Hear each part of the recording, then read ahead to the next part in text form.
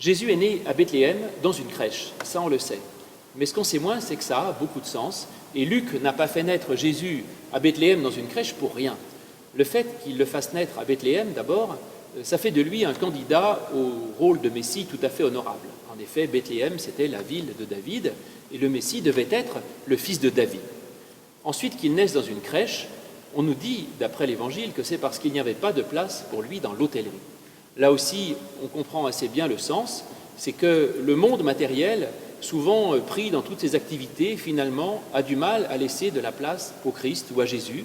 Eh bien, si nous voulons trouver le Christ, peut-être faut-il chercher le calme et la tranquillité de la crèche plutôt que l'activisme effréné, le monde, le bruit et la fête de l'hôtellerie dans laquelle il n'y avait finalement pas de place pour Jésus.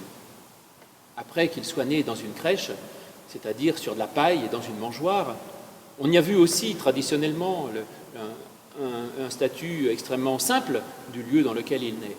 Ce peut être une bonne nouvelle pour les plus pauvres. En effet, même si on est sur la paille, je dirais, eh bien justement Jésus peut naître. Et Jésus ne naît pas forcément dans les palais et les châteaux, mais même dans les endroits les plus modestes et les plus humbles. Et peut-être même d'ailleurs, faut-il avoir une certaine pauvreté pour que Jésus naisse.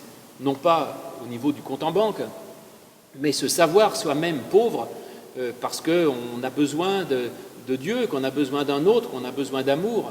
Comme dit Jésus, heureux ceux qui sont pauvres spirituellement, parce que le royaume des cieux est à eux. Et puis enfin, et c'est peut-être encore plus important, et ça n'apparaît pas évidemment, Bethléem en hébreu, ça veut dire quelque chose. Beth, c'est la maison, et Lechem, c'est le pain. Et donc Bethléem, ça veut dire la maison du pain.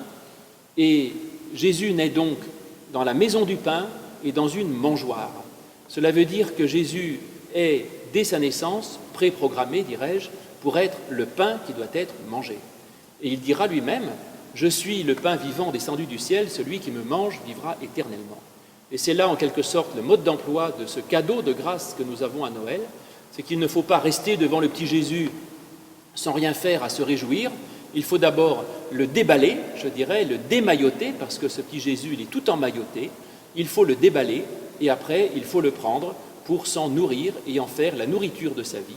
Il faut que cette grâce de Noël, cet amour qui nous est signifié là par Noël, devienne la source de notre existence, le viatique qui nous permette nous-mêmes de nous mettre en marche sur ce chemin de lumière.